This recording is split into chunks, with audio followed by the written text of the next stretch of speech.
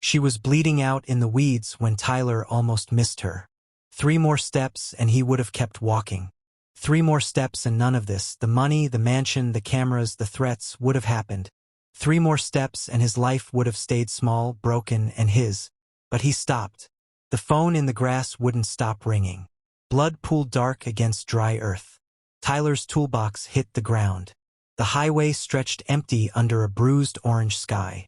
Wind carried the smell of rain that wouldn't come. Tyler dragged his boots through gravel. Oil-stained hands gripping a dented toolbox that held everything he owned worth carrying. In his pocket, 9 crumpled dollars. His entire fortune. The taxi had dumped him here 20 minutes ago. A client called, car broken down, urgent, airport rush. Fix it and I'll pay you later. Tyler believed him because broke people always believe in later. He rode out here on hope and a prayer his mom taught him. But there was no car, no client, no payment. Just another lie in a long line of them. Tyler checked his phone. No signal. He looked up and down the empty road. Nothing but dust and dying light and the weight of wasted time pressing on his chest. He turned to walk back. That's when he saw the shoe. At first he thought someone dumped trash. Then he saw it was attached to a leg.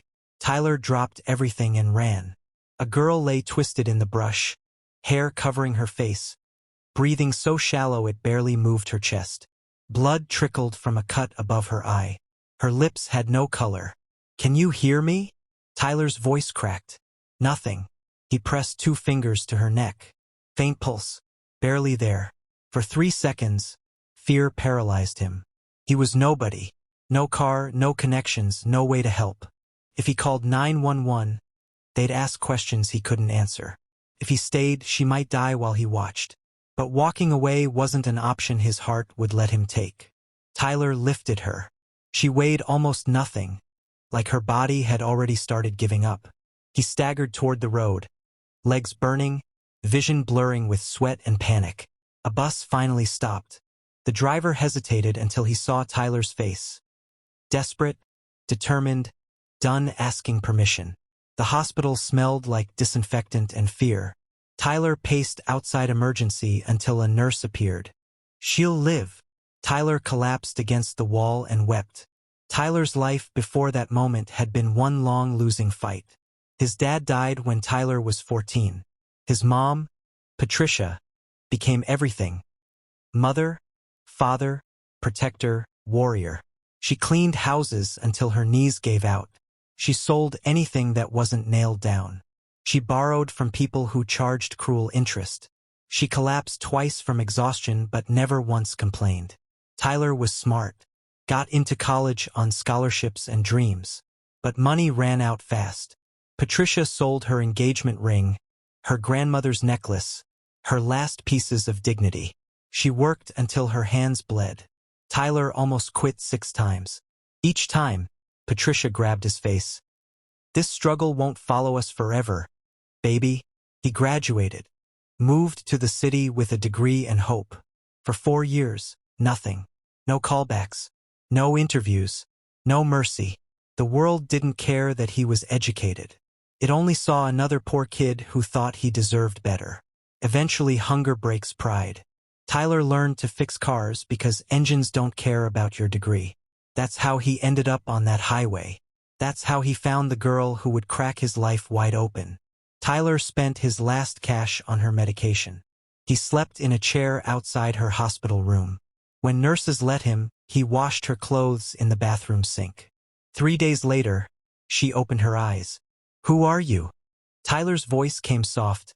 "I'm Tyler. You're safe." Tears streaked her face. "My name is Bree." Tyler smiled. He didn't know Bree was heir to the biggest fortune in the state. He only knew someone needed help, and that small choice was about to detonate his entire existence. "I don't remember how I got there," Bree said when she could finally talk clearly. The hospital room smelled like antiseptic and afternoon heat. Outside, motorcycles buzzed past. Inside, Tyler sat beside her bed holding a paper cup of water. "I don't remember the road, the fall, where I was going." Her voice stayed steady but quiet. "Just pain. Then your face." Tyler swallowed. "You were almost gone. Bree closed her eyes. If you hadn't stopped. But I did. Days passed. No one came for Bree. No calls. No visitors. Like she had no family at all. Tyler used his last dollars for her discharge paperwork. The nurses noticed. Is she your girlfriend? No. Then why are you staying? Tyler looked through the window at Bree sleeping. Because if I leave, nobody else will. The nurse said nothing else. When Bree got discharged, Tyler had nowhere to take her. His place was a single room with cracked walls, a leaking roof, one thin mattress, and a broken chair. Bree saw it and smiled. It's enough. Tyler felt shame crawl up his neck. He gave her the mattress. He slept on the floor. They shared food. They shared stories. They shared silence that felt safer than words. Tyler worked during the day. Bree stayed home, slowly getting stronger. She helped wash clothes. She cooked with what little they had. She waited for him each evening like he was worth waiting for. One night, rain poured through the roof. They scrambled to save their things. Bree laughed as water splashed her feet. I've never done this before. Tyler laughed with her. For the first time in years, Tyler didn't feel alone. Across the city, Richard Langford was losing his mind. His daughter Bree had vanished. Private investigators found nothing. Police had no leads. Cameras showed nothing. Roadblocks yielded nothing. Richard had one child. His wife died years ago. Bree was everything. He hadn't slept. Hadn't eaten. He stood at his penthouse window every night whispering her name into the dark. He blamed himself. They'd fought that morning. She wanted freedom, he wanted control. She refused security. He insisted. She left angry. Now she was gone. Richard was breaking apart piece by piece. You look exhausted, Bree said one evening, watching Tyler drag himself home.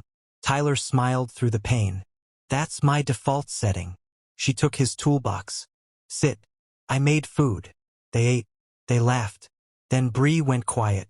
Tyler. What if my family is looking for me? Tyler froze. The thought had haunted him too. We can go to the police. Bree shook her head. I'm scared. Tyler nodded. Then we wait. He didn't know the world was already burning itself down searching for her. Weeks passed. Bree's memory started returning in pieces. A car. A driver. An argument on the phone. Rain. Pain. Darkness. One morning she woke up crying. I know who I am. Tyler sat up. My father is Richard Langford. Tyler's heart stopped. Everyone knew that name. The billionaire who owned half the city. Oil. Real estate. Banks. Power. You're his daughter. Bree nodded, tears streaming. Tyler's mind went blank. The girl he'd been feeding. The girl sleeping on his mattress. A billionaire's daughter. Fear hit him like a fist. Bree grabbed his hand. I don't want to go back yet. Not like this. I need time. Please. Tyler stayed silent. Please, Tyler. He nodded slowly. Okay. He didn't know that decision would rewrite both their lives. That night Tyler couldn't sleep. He thought about his mom still struggling.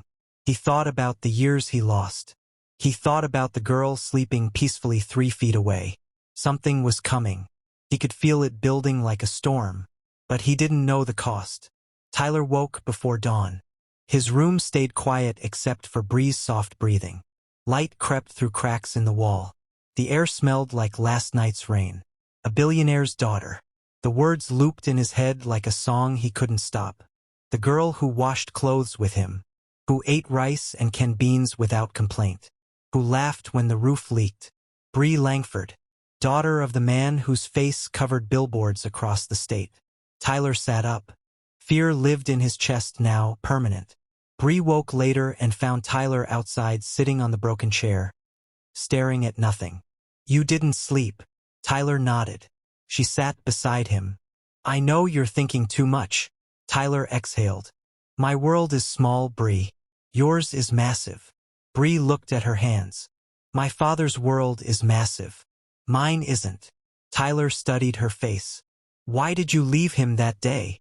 Bree stayed quiet for a long moment. He wants to control everything. Every step. Every choice. Every breath. She paused. I just wanted to breathe. Tyler nodded. I understand that. They sat in silence. Two different worlds touching. Later Tyler went to work. His friend Malik noticed his face. You look like you saw a ghost. Tyler hesitated, then told him everything. Malik laughed at first, then stopped cold. You're serious? Yeah. Malik slowly sat on a tire. Bro, the richest man's daughter is in your house. Tyler didn't smile.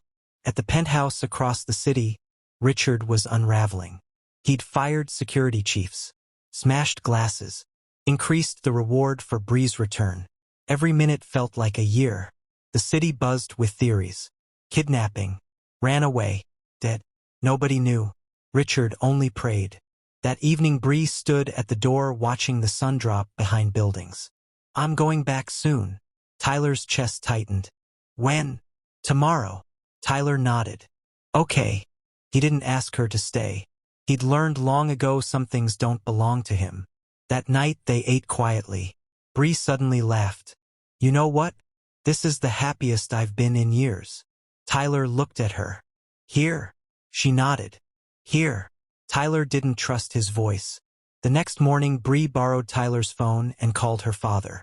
The silence after she said, Daddy, almost shattered the room. Within an hour, the street exploded. Black SUVs, security, police, sirens. Tyler stood at the edge watching Bree get surrounded. Richard burst from a car and grabbed her. My child. My child. He sobbed openly. Bree held him. I'm okay, Daddy. Then she turned and looked at Tyler. Their eyes met. Everything unsaid passed between them. Richard followed her gaze. Who is he? Bree smiled. The man who saved my life. Richard walked toward Tyler. Tyler's knees felt weak. Thank you. Richard's voice shook. Tyler bowed his head. I only did what was right. Richard took Tyler's hands in both of his. You did more than you know. Bree was taken away. The street returned to silence. Tyler returned to his room. The mattress was empty. The chair was still. The world felt too quiet. He lay on the floor and stared at the ceiling. Same ceiling, same cracks, but everything had changed. 3 days later, a black SUV arrived at the shop. Malik's jaw dropped. Two men in suits approached Tyler. Tyler Hayes. Yes. Our boss wants to see you. Tyler followed them. The city unfolded before him. The gates of the mansion opened. Tyler stepped inside a world he'd only seen on screens. Bree ran toward him. Tyler froze. Richard stood behind her. Tyler. Tyler's heart pounded. You saved my only child. I want to change your life. Tyler swallowed. Sir, I didn't do it for a reward. Richard nodded. I know. That's why you deserve it. Tyler was offered everything. A house for his mom. A business. Education. A future. Tyler fell to his knees. Tears rolled down his face. My mom. Richard smiled. She'll never struggle again. But the biggest change hadn't arrived yet. That evening Tyler and Bree stood on the balcony. The city lights looked like stars below. Your life is starting, Bree said. Tyler shook his head. It started the day I turned back. They both smiled. Fate smiled with them. Tyler didn't sleep that night. He lay on a soft bed in the guest room of the Langford mansion, staring at the ceiling, listening to air conditioning hum and distant traffic. The room was bigger than his entire old house. The sheets smelled clean. The pillows felt unreal. But his heart wasn't calm. All he could see was his mom, Patricia, still in the village, still selling vegetables under brutal sun, still waking before dawn, still telling people, my son will make it one day. He sat up. If everything that happened today was real, then the first person who needed to feel it was his mother. Early next morning, Richard called Tyler to his office. The room looked like another planet. Glass windows, marble floors, awards lining shelves. Richard sat behind a desk. Bree stood beside him. Tyler, Richard said, where is your mother? In the village, sir. Then we go to the village today. Tyler froze. Today? Yes. Tyler's heart started racing. He thought about the dusty roads, the small houses, the cracked walls, the neighbors who mocked him when he came home from the city with nothing. He nodded slowly. Yes, sir. The convoy left the city before noon. Bree sat beside Tyler in the car. He'd never been inside a vehicle like this. Soft seats, cold air. Outside, people stared. Tyler's hands shook. Bree noticed. You're scared. Tyler smiled weakly. I'm thinking about my mom's face. Bree held his hand. She'll be proud. They reached the village late afternoon. Dust rose as the convoy entered. Children stopped playing. Women dropped baskets. Men stood up. Nobody had ever seen cars like this in their village. Tyler's heart beat so hard it hurt. The car stopped. Tyler stepped out. The village went quiet. Then someone shouted, "Tyler!" It was Patricia, standing in front of their old house holding a bowl of cassava. Her dress faded, her feet dusty, her face tired. Tyler walked toward her slowly. "Mom!" She dropped the bowl and ran. "My son!" They collided in the middle of the compound. She held him, crying loudly. "I thought you were suffering in the city. I was praying for you." Tyler cried too. "I'm here now, Mom." Richard and Bree watched. Richard's eyes were wet. Tyler turned to his mother. "Mom, this is Bree." Bree bowed. "Good evening, ma'am." Patricia wiped her tears and smiled. "Welcome, daughter." Then Tyler pointed at Richard. "This is her father." Richard stepped forward. "Good evening, Patricia." She nodded politely. Then Tyler said the words that changed everything. "Mom, I saved her life." Patricia's face froze. Bree spoke gently. "Your son found me dying on the road. He saved me. If not for him, I wouldn't be alive." Patricia slowly looked at Tyler. She placed her hands on his face. "My son," she whispered, "God has seen your suffering." She lifted her eyes to the sky. "Thank you, Lord." That evening the village gathered. Richard made an announcement. He promised a new house for Patricia, a business for Tyler, help for the village. The elders cried. The women danced. The children sang. Patricia sat on the ground shaking, unable to speak. Tyler knelt beside her. "Mom, I told you suffering wouldn't follow us forever." She held his face and kissed his forehead. "My son, you didn't give up." That night, as the village celebrated, Tyler and Bree stood under stars. "This place is beautiful," Bree said. Tyler nodded. "It raised me." Bree looked at him. "It saved me." They smiled. Their worlds had crossed, and nothing would ever be the same. Drums sounded until morning. Women sang songs forgotten for years. Children chased each other under moonlight. Old men sat around fires telling stories of miracles. At the center was Patricia, seated on a wooden stool, her tired eyes shining. People kept coming. "God has remembered you. Your son is blessed." She only nodded, still in shock. James stayed close. Every time he looked at her face, his chest felt heavy. All those years of struggle. All those nights she went to bed hungry so he could eat. All the prayers she whispered when no one watched. And now this. Bree moved around the compound, greeting villagers, laughing with children, sitting with women, listening to their stories. She'd never felt such warmth. Richard watched from a distance. His eyes never left Bree for long. For years he'd locked her inside a golden cage, afraid the world would hurt her. Now he was seeing another world, one that saved her. Next morning Richard called Tyler and Patricia together. He sat under the mango tree beside their old house. "Patricia," he said gently, "your son saved my only child. There's nothing I won't do for him and for you." Patricia shook her head. "Sir, my son only did what God asked." Richard smiled. "That's why he'll never suffer again." He turned to Tyler. "I want to build you a new home here and another in the city. I want you to return to school if you wish. I want you to choose any business you like. I want your mother to live in peace."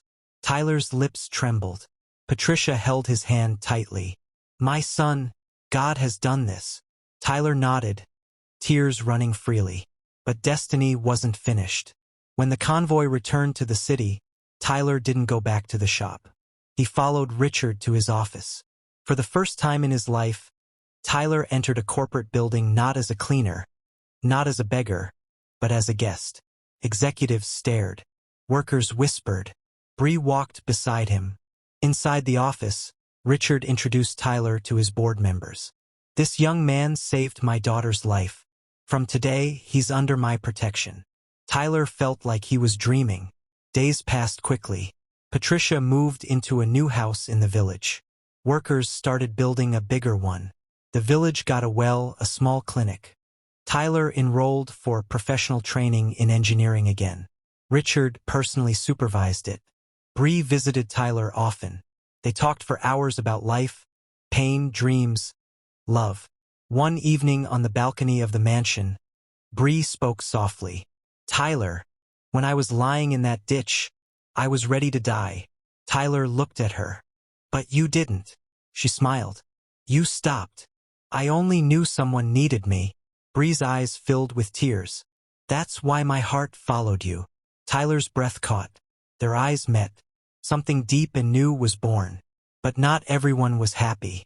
Whispers spread in the city. *, the billionaire's daughter and a poor mechanic. It'll never happen. He's using her. He's not from her world. *. Tyler heard it all. It hurt. Bree heard it too. She didn't care. One afternoon Bree took Tyler to her mother's grave. "My mother always believed in simple love," Bree said. "Not wealth, not class, just heart." Tyler knelt. "I promise to protect your daughter." Bree held his hand. Months later Tyler stood on stage receiving his new engineering certification. Patricia was in the front row crying. Richard was smiling proudly.